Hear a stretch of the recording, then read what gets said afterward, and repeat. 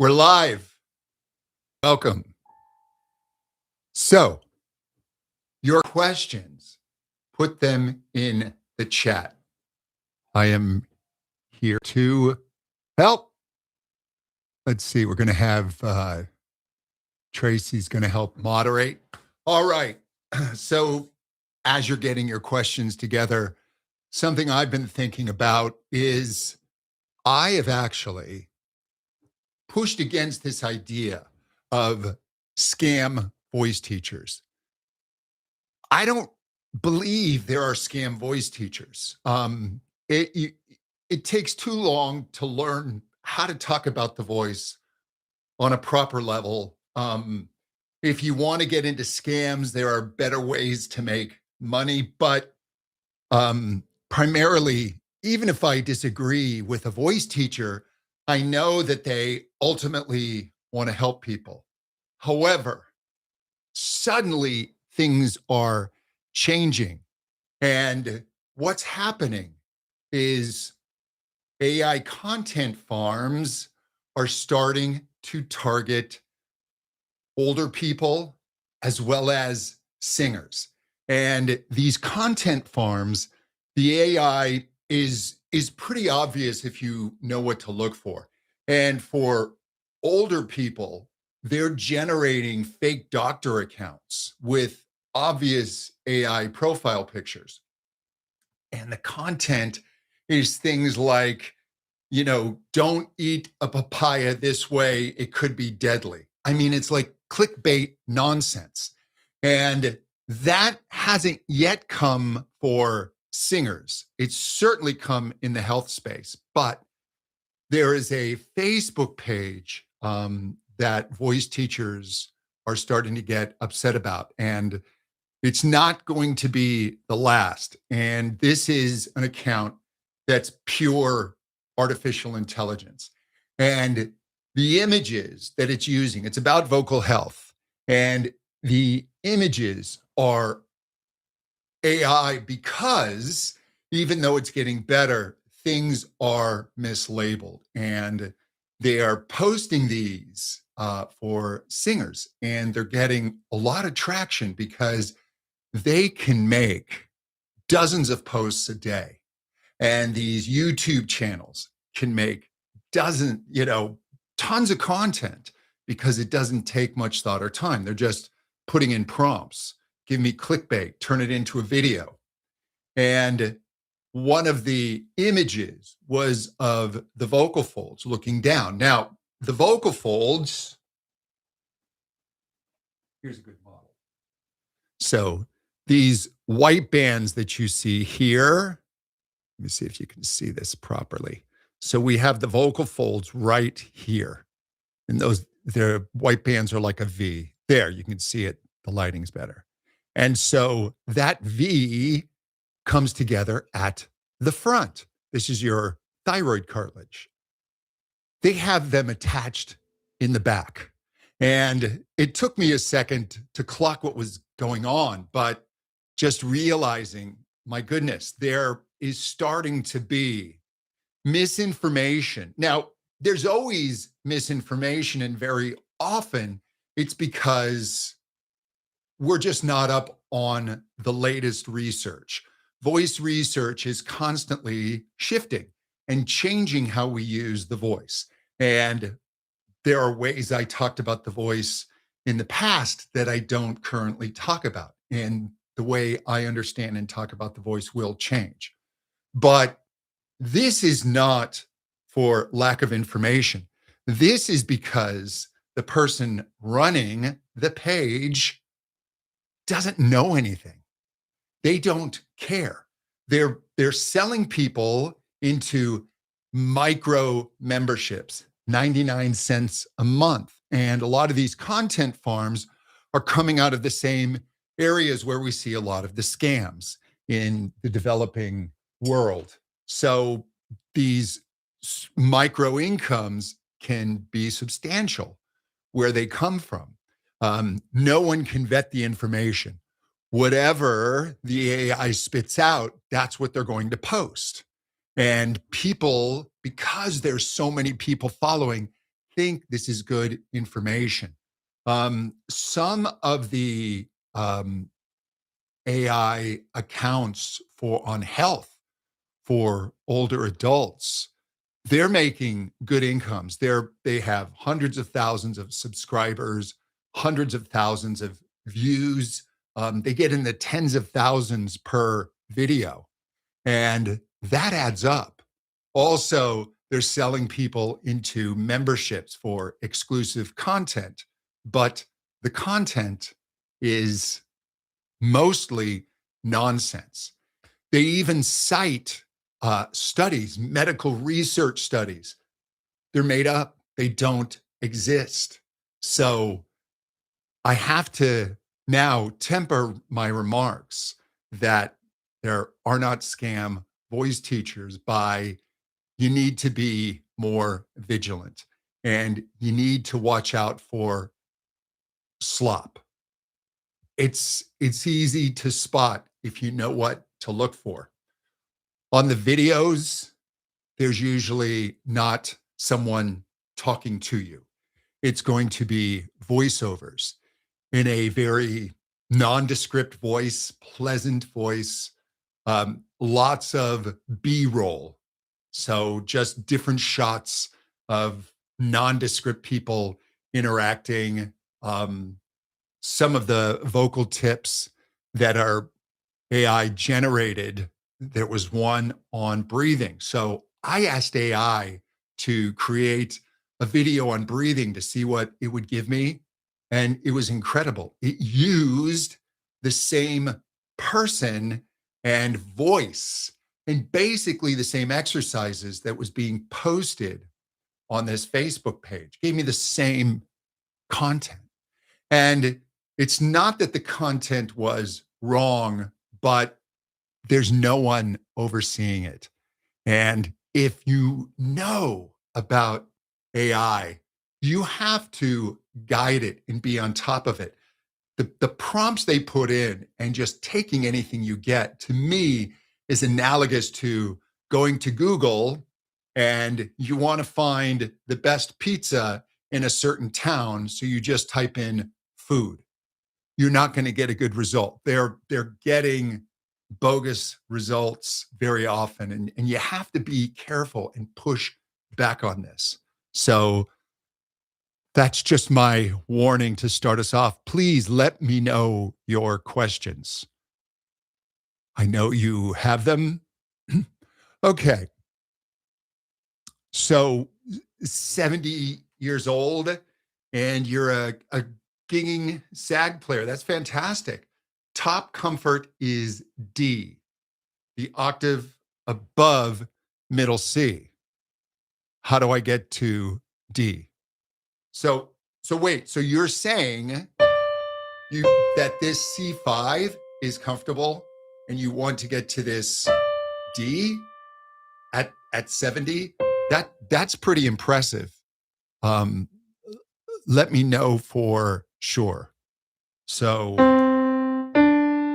unless it's this D, sometimes older singers start to have issues coming into the transition. But so to get this high D, yeah, let's see. That's pretty high. So what you need to do is we have to work on chord closure up there. And also, oh, okay, it's the octave lower. Got it. Okay. So this is more common on this D above middle C. So this D, what tends to happen is it becomes the top of our chest voice, or as we get older, it can even become a transition note. So we have to be really careful with the vowel right there. What I suggest is starting even as low as this B flat just below middle C, the B flat 3, is watch your vowels and pay attention to shifts in sensations of resonance. We experience these shifts because the interaction of the resonances of the vocal tract and the sound waves change as we go higher. And as those interactions change, our perception, the resulting sensations also change. One of my favorite exercises is one. So this wah is a quick narrowing of the lips. And what that does is it tends to drop the resonances in the vocal tract. So it makes it easier to get the note. And then as we wah, it's like a filter sweep and we can kind of feel where the sweet spot is. So if you start here, 1, 1, 1, 1, there it is on the B flat. Now here on the B, you'll feel a little lift. 1, if you start to feel 1, watch the vowel. C, 1, 1, 1, 1, then the C sharp. 1, 1, 1, 1, and then the D. Watch it doesn't grab. 1, 1, watch out for 1, and watch that we don't want to push, right? Sometimes as our voice gets weaker, we can use volume to compensate for what's going on at the vocal cords. So we also need a strategy to build strength and better cord closure at the vocal cords so that we don't try and blast. So think of the volume at 60 or 70%. You're just touching it. 1, 1, rather than pushing and shoving. In order to help with vocal fold closure, I do recommend lots of lip trills if they're easy for you. As we get older, the vocal cords can start to bow. And so this back pressure, working with straws in water. I use the Dr. Vox. This back pressure helps facilitate better closure. So building that is going to help you get that D as well. But that's pretty common to have issues there. Let's see. Ralph, I have a 4-octave range if you count my falsetto. That's impressive. I'm 60. Full voice and head voice are tough to keep above A4. Yeah, so above A4, we really need to rely on vocal resonance to get that boost we need. Now, also at the vocal cords, especially if we're heavy up to the A, we almost have to give up too much vocal weight, and therefore we end up flipping and going light. So what I recommend up there is getting really, really edgy sounds to build in this resistance and this vocal cord closure. And you can keep them rather bratty. I like K or key. And make the ugly face, it helps. So that's the B. I really keep that sharpness in the sound so I can start to build that. Also, what that's going to help build is in the vocal tract. The upper part of the throat needs to narrow in order to boost those high frequencies. And these muscles can begin to weaken. So doing that kind of those edgy sounds can also help build that narrowing, and so that you can boost those higher frequencies. Again, I love to work with straws. What straws do is they primarily increase the pressure above your vocal cords. And when that pressure is higher, it takes less effort to start to sing and to phonate, make sound. So within these straws, you can actually practice on building into those higher notes, leaning into them more, kind of working your belt in the straw. Voice straw, here it is. They have these cups that make it easy to actually sing, so your lips aren't wrapped around a straw. This, the Dr. Vox, you can get this attachment, which I highly recommend. So I can,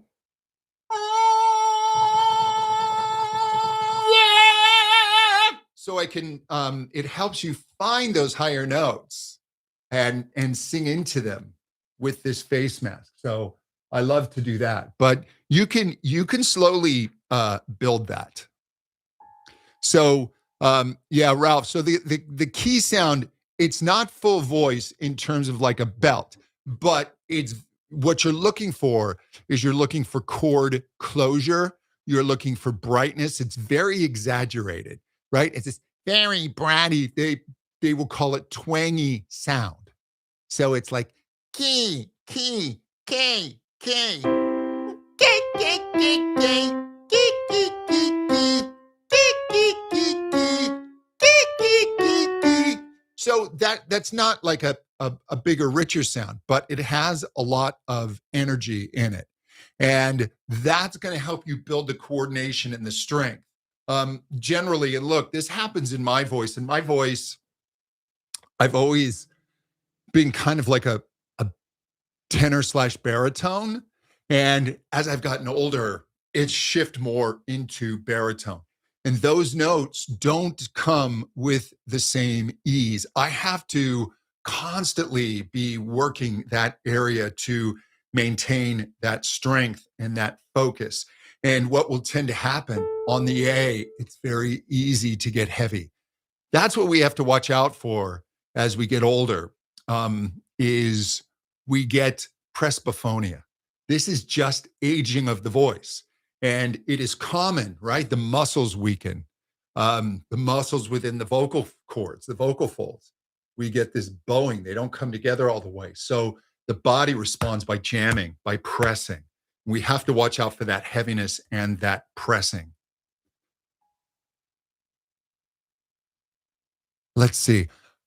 I overdid it in a concert in November. My vocal cords started a funny vibration on the left side. I feel like I strained them. I'm struggling to sing higher notes in alto parts. That if you've felt something happen in your voice, right? So this is something that's acute. I don't know if you were, oh, Kathy, I don't know if you were sick. Possibly that's why you overdid it. A top laryngologist, which is an ear, nose, and throat doctor who further specializes in the voice, Reena Gupta. Um, Reena is talks about how where she says singers get injured. It happens when they sing when they are sick.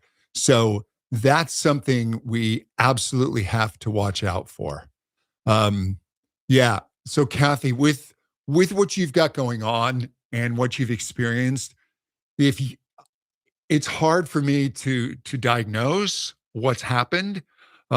It could be any number of things. None of them, which I think are catastrophic, but you should see an ear, nose, and throat doctor, and preferably a laryngologist. And because they have tools where they can really see what's going on. Because something happening that quickly, and you're still feeling this weeks later. That's something you should have looked at. And so I don't want to try and diagnose you here on a Q&A, but uh, my guess is you'll probably be given some vocal rest, but you just want to make sure and see what's going on. All right. Let's see. More questions. So what is it anything you want to know as far as aging of the voice? What are your challenges? Yeah. One of my favorite questions to ask people is, if I had a magic wand and could fix your biggest vocal issue, what is it? Just name it for me. And I can give you my best advice as to how to approach it. I am happy to do that. Oh, I see there's a question on memorizing lyrics. So You play bass, lots to think about in a song. Yeah. So, first of all, playing an instrument and singing. The instrument, as much as you can, needs to be on autopilot just because, in terms of our processing power, the voice is always going to take more, right? As you say, we have to remember lyrics. We have to just the complex motor functions that go on, right? And our breathing and all of this stuff. So bass on autopilot. In terms of memorizing lyrics, funny you should ask. I'm actually working on an app right now to help people memorize lyrics. And what the app is going to do is you post in the lyric, and then it's going to give you one line, and then you have to come up with the next, and then it'll give you another line, you come up with the next, or it's going to remove key words from the lyric that you have to remember. But the biggest mistake I see people make is they just keep the lyrics there as a cheat sheet. And if you're able to keep glancing at the lyrics, you're not going to remember. You have to set them aside and stumble through it a few times and then pull it back up. And then the brain will be forced to remember. You really have to test yourself. So it's tricky. It's tricky, but you can absolutely do it. Just remove the cheat sheet. So let's see.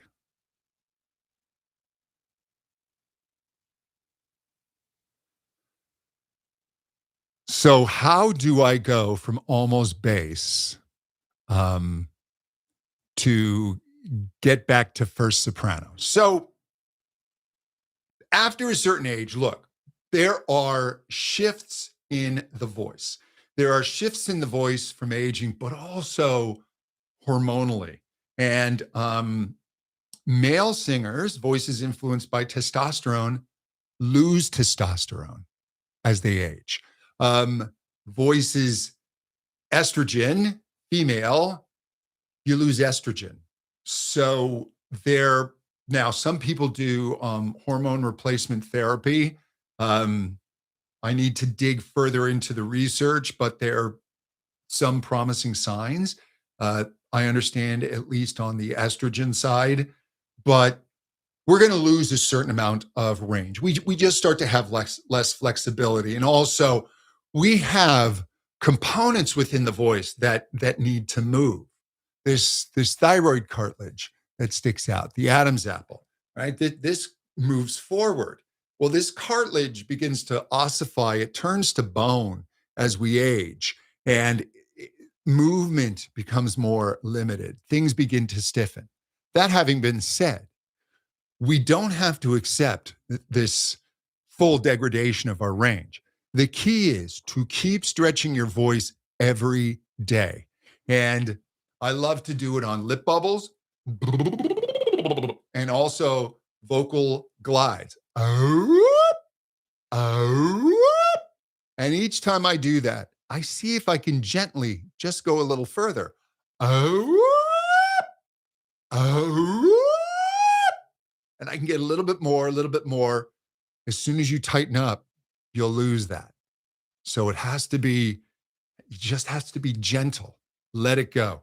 Then working your upper notes on more closed vowels. Ooh, E. So in my voice.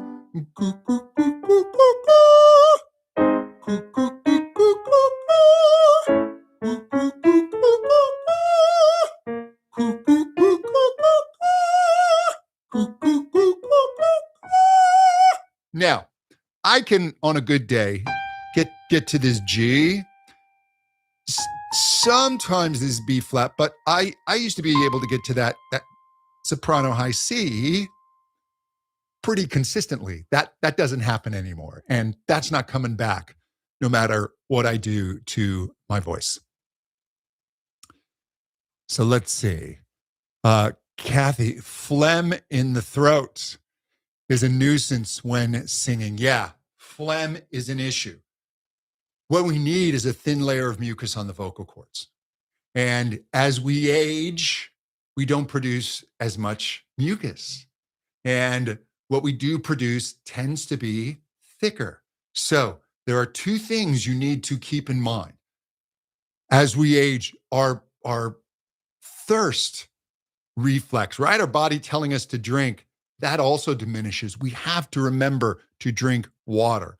So I drink, besides water, I have some coffee in the morning. I supplement that with water.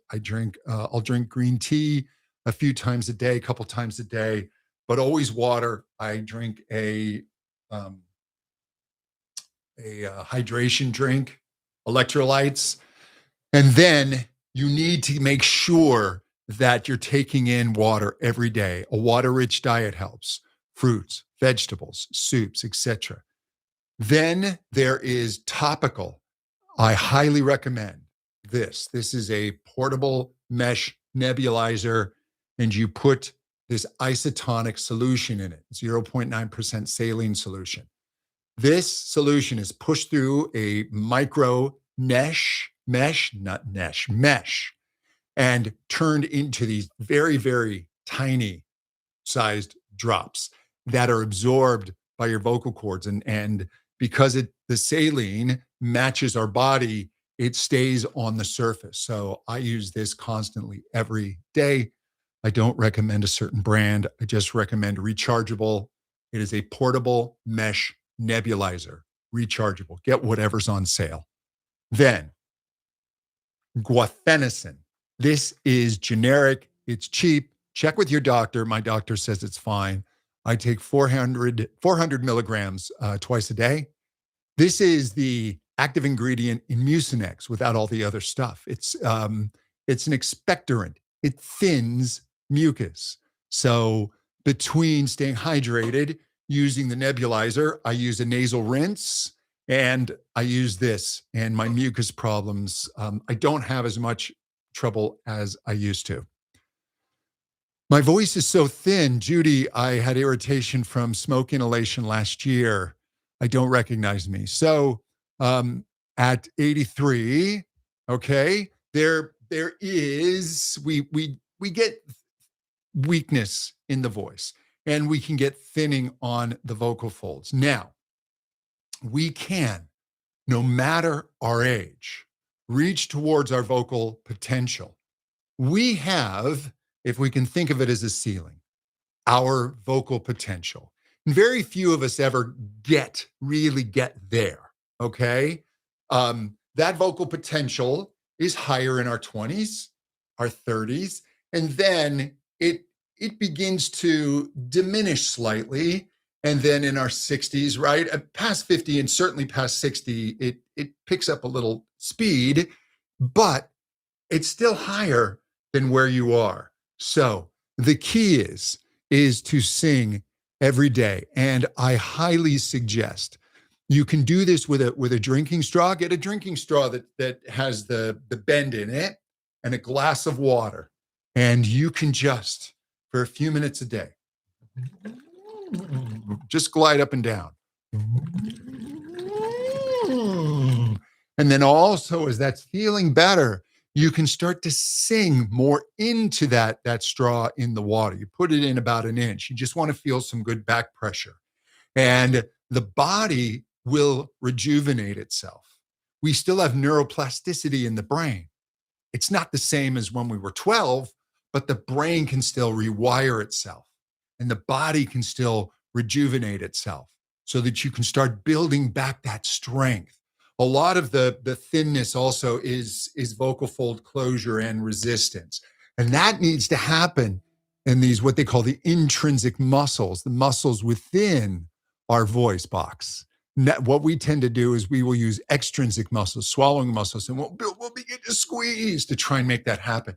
Needs to happen at the vocal cords. So gentle exercises to start that engagement. I like to use a little ah, like I'm reprimanding a child. And I'll just touch. Ah, ah, ah, ah, ah, ah, ah, ah, ah. It's ah. I'm encouraging that fold closure so I don't get ah. ah. And then also working the vocal tract. Where I will do exercises where I'll just lift my soft palate as high as possible, like I'm exercising. I will take my tongue and push it against my front teeth. Then I'll take my tongue and pull it back. The tongue is actually very important in singing. It's not just for enunciation. It's part of the acoustics of the vocal tract. And our tongue is active on higher notes. It's not that it's over tense, right? People will talk about tension as if it's a bad thing. And I will say singing without tension is called silence. What we don't want is unnecessary or excessive tension. But the voice, especially when we're older, we're working, we're active. We have our support system.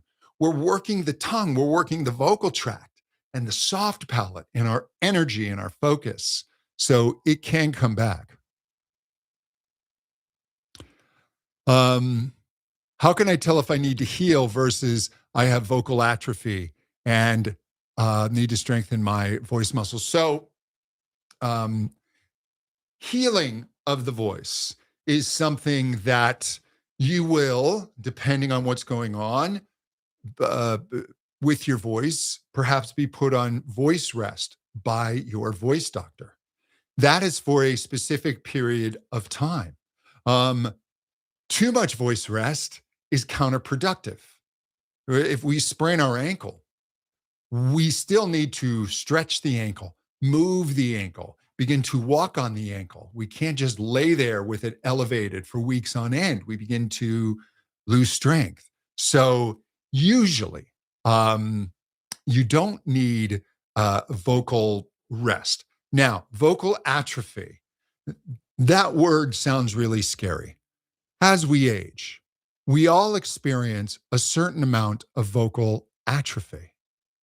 But this vocal atrophy can be reversed to a large degree.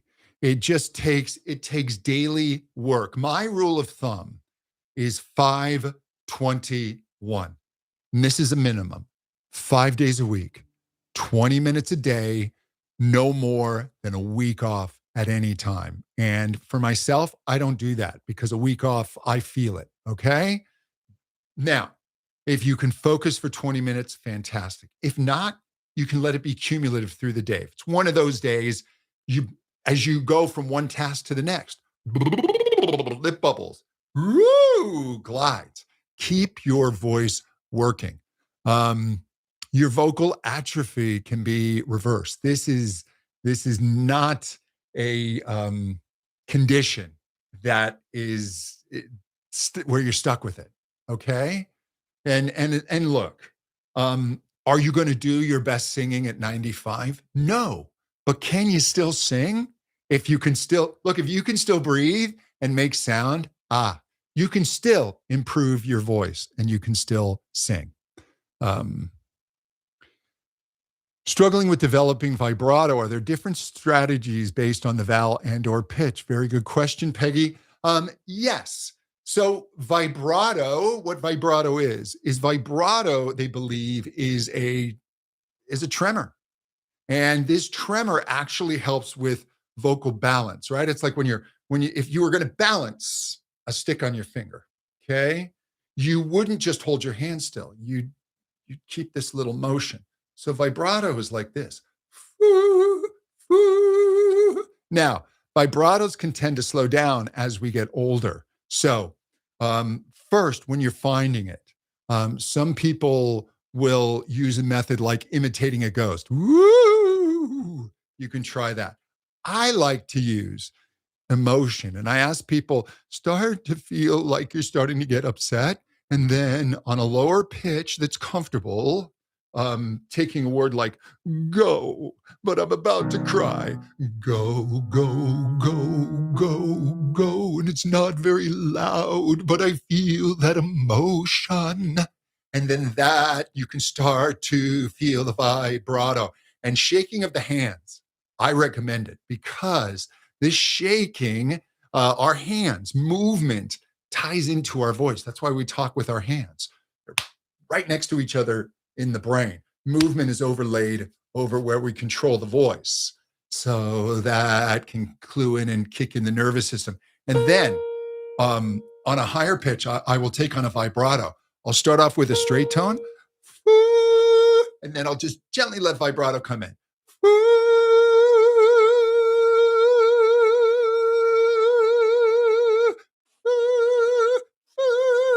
And then I'll get myself kind of hyped up, right? Because everything wants to slow down when you're older. The firing from the brain to the voice is slowing down. So we got to get emotionally excited.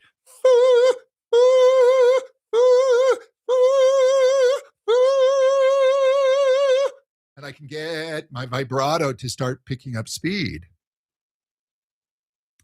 See, nebulizer. How often do I use my nebulizer? I will use my nebulizer for about 5 minutes before I'm going to work with my voice. Just before I got on today, I probably used the nebulizer for 8 minutes. I'll use it all throughout vocal practice. So I use mine quite a bit. If your voice is feeling particularly dry, it's great to use it. So there's no set time limit, but certainly when you go to practice, I would use it for at least a few minutes before, and then just throughout your practice is how I use it.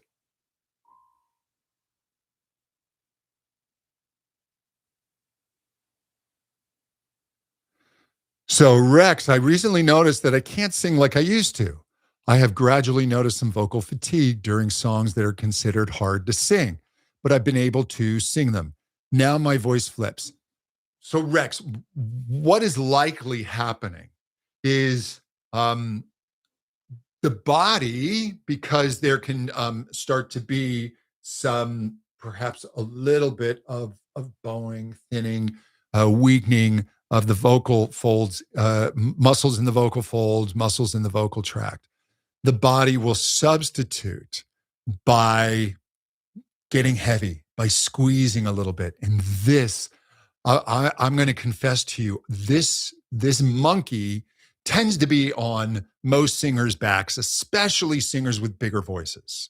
And as I've gotten older, this monkey shows up a lot more often, and I have to be so careful about getting heavy. It's so tempting. So the thing that can immediately remove that weight is singing through a straw. It really does. If I'm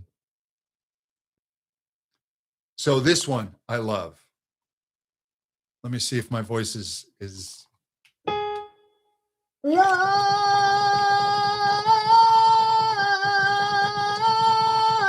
yeah, so Freddie Mercury's key on Somebody to Love, right? There's A flat to the high B flat. It's easy to get heavy. La! And then I can't get the B flat. When I do it in here, and I just think expansion at the vocal cords, just let this be more open.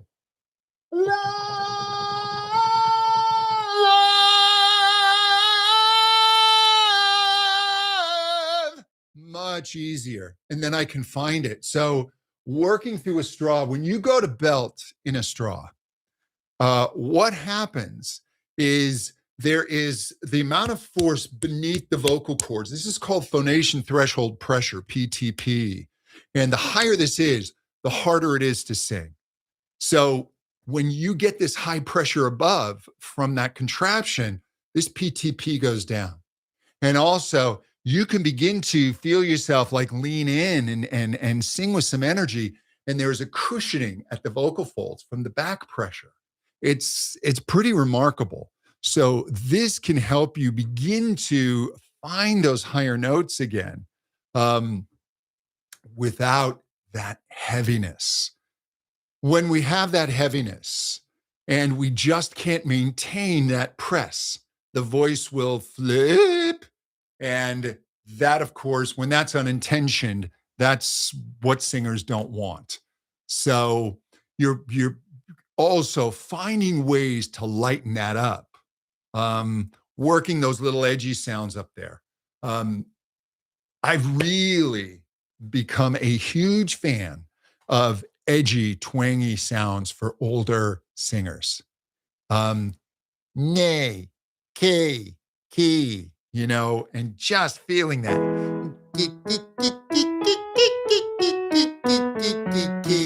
Here's to the C. And I'm working, and I'm making that ugly face because I'm making sure that that upper vocal tract, is coming together. Where we don't want the press is here. Up here is actually necessary. And that exaggeration really works that into the voice.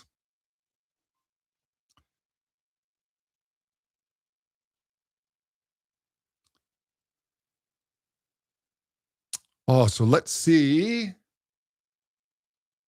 Yeah, you have scarring in your airway, and it's a huge problem. Mucus is a huge problem. So my advice is spot on. Good, good, good. So yeah, it's mucus. I'll tell you, I did a YouTube video on mucus, and that one got a lot of views. So it's a common issue. Just know now you have something that makes the problem even more dire. I don't want to use that word, but it exacerbates the issue. But it is an issue for older singers. You're not doing anything wrong, but you need now to take steps to combat it. And drinking enough liquids is a big one. So, someone wants to know the differences between head and chest voice. So this is a big debate amongst voice teachers. Voice teachers love to debate things. These are terms that have been around for many, I think at least 200 years. And they are terms of sensation that the singer experiences. As we sing, the body is absorbing the majority of the energy that we create. I have heard it's over 90%, which is just incredible. But there's still plenty left for the listener. That's how much energy we create in the vocal tract. Now, depending on how high or low this pitch is and how the resonances of the vocal tract are interacting with the pitch, we will feel different resonances. Lower pitches, we tend to feel in the sternum. If you place your hand here and say, you'll feel, oh, I feel those vibrations. They call that chest voice. Now, go, woo. Oh, I don't feel that here. I tend to feel that a little more here. They will call that head voice. So there are voice teachers that don't like those terms. They prefer to use modal designations, M0, M1, M2. So M0 is vocal fry. M1 is chest voice. And this refers to functions within the vocal folds. When you are in your lower register or your chest voice, the entirety of the vocal folds are vibrating, are phonating. There are three basic layers of your vocal cords or vocal folds. There is ligament, right, where they stretch. The bulk is muscle within the vocal folds. And then there's an outer layer of mucosal tissue, and there are different layers of that as well. Now, when you go into head voice, like if I'm doing a really high note, the ligament and muscle are stretched so tight, they're not moving. So all that's involved in this vibration, if you will, it's not part of the vibratory pattern, is this outer layer, or what they call the cover. They call that M2, mode 2. So it starts getting into that stuff. But if you start turning into a voice geek and you see M1, M2, M0, that's what it's referring to. But otherwise, chest voice, head voice, woo. And then you will hear terms like passaggio or mix, which is the transition from chest to head. I like the terms chest and head because they connect with what the singer experiences and feels. And also, within these registers of the voice, it's not just what's happening physically at the chords, but it's also what is happening acoustically. That's a huge piece of this puzzle. It kind of goes deep into the voice geek stuff, but the acoustics are a huge part of it. And I feel like these very simple terms of chest and head take into account everything because it's what we experience rather than assigning numbers to it.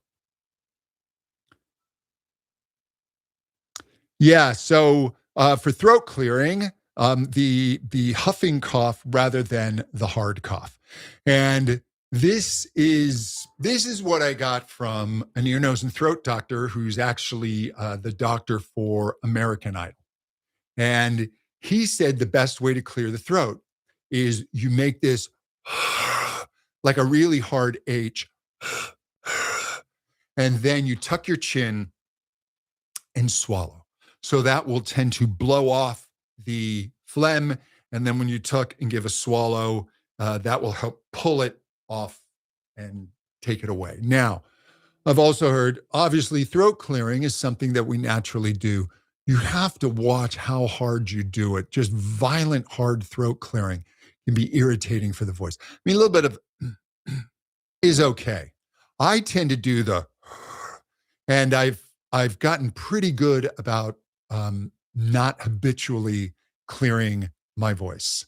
So that's something I want to watch. So mix is just a pitch point in between high notes and low notes, Passaggio. So there's not mixed voice in your low or higher range. So Mr. What is it? Hawk McDork. Love that. Um, yes. So now you're getting into um, we start to further look into the continuum of the singer's experience and also the continuum of shifts in the voice. So we can make very big designations in the voice. We can say, hey, there's this chest register, and then there's this head register. Now we can further define. There's a head register, chest, head, and then there is a place of transition between the two. Now, having said that, each note in your voice is really a micro register. It's its own unique event. And that event, your experience of it and your approach to it and what's going on in the voice changes depending on the color that you want, the vowel that you're singing, the intensity level. So we can keep breaking this further and further and further down to the point where it can become overwhelming.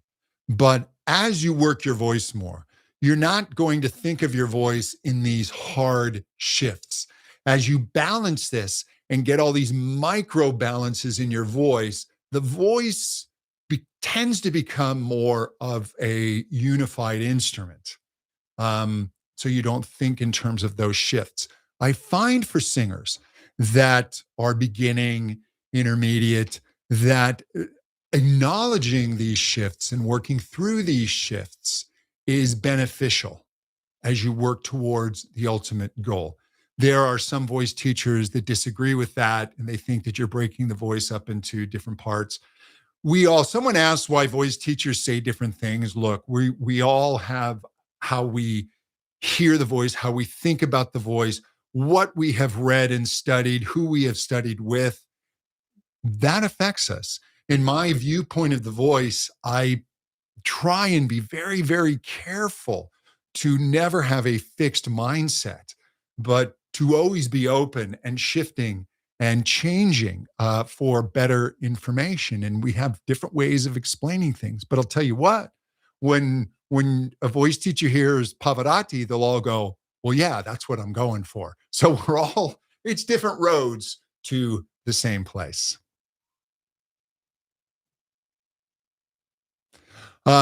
So are there simple exercises I can do to strengthen the muscles used in singing? Also, do vocal cords repair themselves? Vocal cords do repair themselves. If you just as if you have a cold, right? Your voice goes fuzzy and foggy because it's swollen, and then it repairs itself and your voice goes back to baseline. If you shout yourself hoarse, the voice will repair. Now, in certain things like aging, there are things that are happening to the voice that if we don't counteract them, they won't repair themselves, right? We can, when you build muscle, right? If I'm lifting weights, what I'm doing is I'm stressing the muscle so that it has to come in and repair itself and it comes back stronger. So we need to do exercises to help the vocal folds close better, right? All the muscles associated with singing. Now, are there exercises to specifically strengthen the muscles in singing? So, CJ is a member of my voice school. So, for CJ, there is a course in there called Advanced SOVT. That stands for Semi Occluded Vocal Tract Exercises. And those are, using a straw and water. I do a lot of exercises in there that are strength building. And the straw really takes a lot of the weight off of it so that you're not going to strain the voice or do something wrong. So I highly recommend you do that. For those of you not in voice school, basically voice exercises that you're doing correctly, if it's the right exercise for you, and that's key. So hopefully you have someone that can hear your voice and help you work the right exercises for your unique voice. Those all work towards strengthening the voice. We have to sing and sing as much as possible, but do it in a balanced and healthy way. The psychology of singing. So, Pete, I haven't done a video on it, but if you go to johnhenney.com and you look under, I think it's resources, and look at the podcast. My podcast, The Intelligent Vocalist, I go into mindset a lot and just how to think of singing and the psychology of singing. Um, and that's something that's incredibly important. Um, Here's one thing about the psychology of singing that I will say to those who are over 50. It has been said that comparing is despairing. And one of the things that I find for older singers is when you're going through YouTube or TikTok and you're seeing all these vocal tips, and a lot of them are great. A lot of them are from these wonderful voice teachers who are in their 20s and 30s, who have this vibrant, young vocal tissue, and they are singing all of this great stuff and going, here, you can do this too. And there are those who will say, like, oh, you're older and your voice isn't working the same. You must have done something wrong. And I want you to be careful. Stop comparing yourself to others. Your voice is 1 in 8 billion. It's as unique as your fingerprint, your DNA. And I also want you to not compare yourself with your younger voice. I hear from singers going, oh, when I was 25, I could sing this note, this note. That voice is gone. I have to be blunt with you. It's not coming back. Your 25-year-old voice is never coming back. But your 65, 75, 85-year-old voice can be improved, and you have to embrace that voice. And that's a big part of psychology, is we have to accept that we grow old. Okay? It is part of life. But we also have to accept and understand and know that there's a lot we can do to age in as healthy as a manner possible. Okay? They have pinpointed, I don't know how true this is, it was one study I saw, that the age where your lifestyle starts to count is 35. So through your 20s, early 30s, you can get away with stuff. But past 35, whatever your bad habits are going to catch up to you. Being a couch potato, smoking, all of these start to really impact your health. So we know that we can't live on a diet of junk food in our older years. it's not the same as a teenager, right? McDonald's should not be on the regular at our age. So it's accepting aging, working to be as healthy as you can, doing the right exercises, and letting go of expectations of your younger voice. It is hard to accept that the younger voice is gone. Okay, um, but it is. And once now, that doesn't mean that your new voice is less, because your new voice, or your voice you have now, I wouldn't even say new. You will have many voices over your life, right? Your 45-year-old voice was not your 25-year-old voice.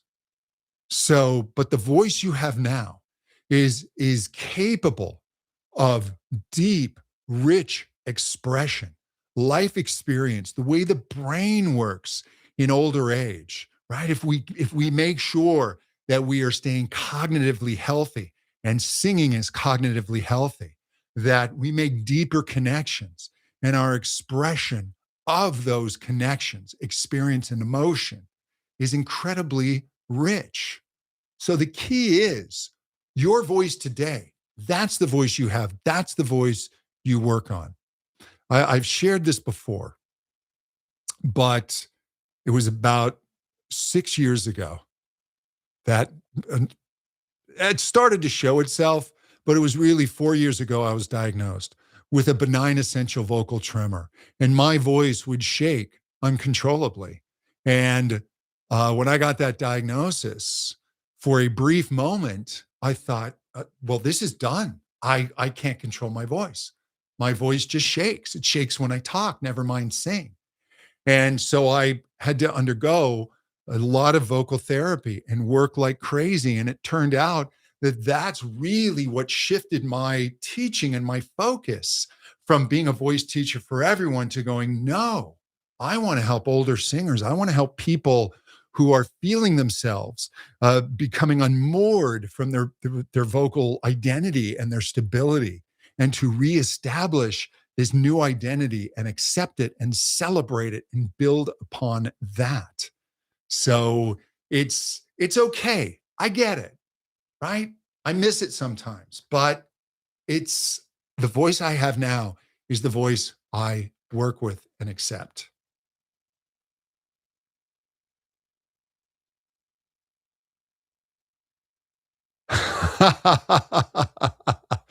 Let me see. McDonald's French fries really lubricate the voice well. Yeah, I gotta say, in terms of junk food, if McDonald's French fries, it's not every time, but if you get them really hot and really fresh, if those were served at the finest restaurant with a steak, it would get rave reviews. But yes, not great for you. So yeah, singing is fantastic for keeping Alzheimer's away. So you can do a search and you can look for studies that help with cognitive health when people are aging. And at the top of most of these, you will see music. Listening to music every day is cognitively healthy. Playing music is even better. And singing, my goodness, singing engages and lights up the brain in ways that no other activity does. It is thought to be neuroprotective. There's so much of singing. It is so good for you. It's good for you socially. It's good for your health. It's good for your breath. It's good for your posture. It's good for your energy. It is good for the connection from the brain to the body. You got to sing. Everyone should sing. I will tell you, I don't care how lousy your voice is. Sing to your dog. If you can't sing in tune, you should sing anyway. People that say they don't sing, that's not true. You do sing. You were born to sing. There is a theory called the musa-language theory, and it is that our very first language was a sung language that expressed emotion. This was about 150,000 years ago. And about 100,000 years ago, it split off to music and speech, but they still have a common connection. I train voice teachers to work with public presenters and business people And I teach them how to train them to be musical with their speaking voices, right? So that they have melody. I will work with speakers, right? And if they have to say something like, "Hi, welcome to my presentation today," I have them sing it. "Hi, welcome to my presentation today." And then eventually they keep it sing-songy. "Hi, welcome to my presentation today." There's energy, there's music in the voice. So let me see. So I'm 81. I'm working really hard to strengthen my voice. I sometimes get discouraged. Thank you for your videos and encouragement. So, Bev, I'm going to tell you, when I began to fight against my vocal tremor, and the vocal tremor is, it's always there. It's underneath my voice. So if I let this vocal tremor out, it sounds like this.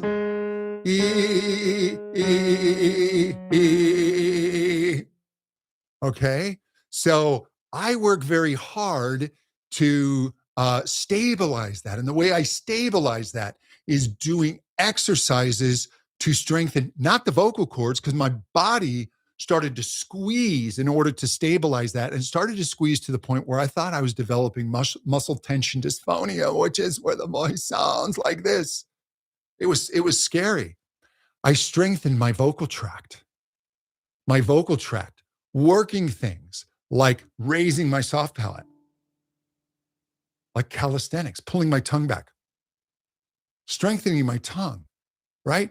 Moving my tongue into a sausage where I'd bunch it up and then flatten it out like a pancake, pushing my tongue as hard as I can against my bottom teeth, getting that tongue strong. The tongue helps the vocal tract narrow, right? And if we don't narrow in the vocal tract, when we go to sing high notes, right? If I take this idea of an open throat and I go, ah, ah, right? I mean, there's my voice really open. I have to get these narrowings. Hey, hey, hey, hey, hey. I can't hit that note if I don't get those narrowings. Now, this note had disappeared for me. That's an A above middle C. And being more of a baritone now, that's considered, one of your top notes. Couldn't sing it. And it was weaknesses in the vocal tract. So very, very focused exercises. If you have my book, The Mature Singer's Guidebook, if not, on any of my videos, if you look at a recent video on my YouTube channel, you can download the PDF for free. And it's got exercises in there that can help strengthen that. Let me see. I'm 49. How do I tell my friend to stop me asking to belt out the hard songs I used to sing? Want to yell at her for being so insensitive, but she needs to stop it. So, yeah, Rex, I'm not exactly sure what to say.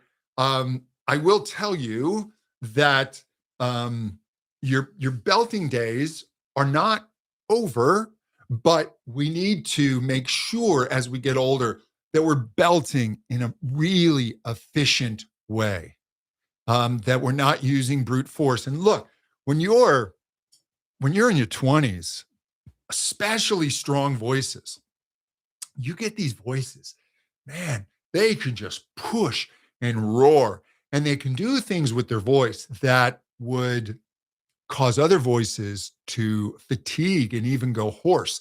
And there's a genetic component to that. Some voices can really just take a pounding, and then the vocal cords don't really swell.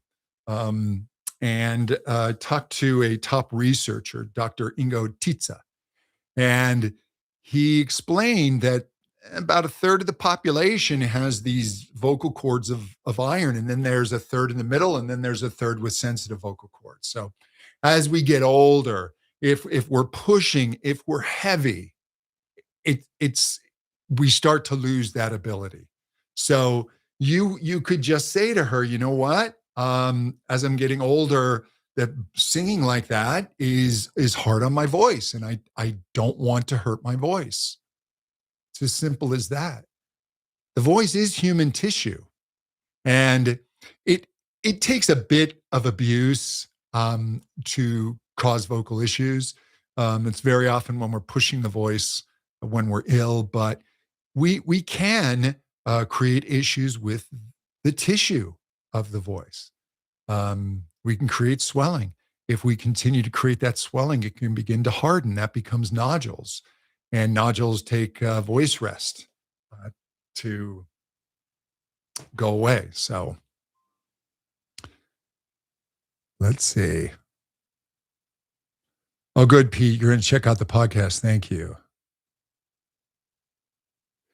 Oh, here's a great one. So I used to be a teacher, and I suspect my voice now misses the daily exercise. Voice teachers, I'm sorry, school teachers are one of the most intense voice using categories in terms of jobs. It is theorized and it's been looked at by the National Center of Voice and Speech. School teachers, your vocal cords are opening and closing upwards of 1,000,000 times a day. And what often happens, this is another problem with aging, is that we retire, you don't talk as much, you don't use your voice as much. And so, absolutely, there can be weakness from this. So, yeah, I used to have a very loud and powerful voice. You can get that back, not in the same way though. Our older voices require efficiency, but it can come back. We don't have the luxury though of kind of just powering and bullying our way through. So everyone, thank you so much for joining me today. Great questions. And again, please do keep sharing the channel and helping the channel grow. I appreciate you spending your time today, and we will see you soon. You take care.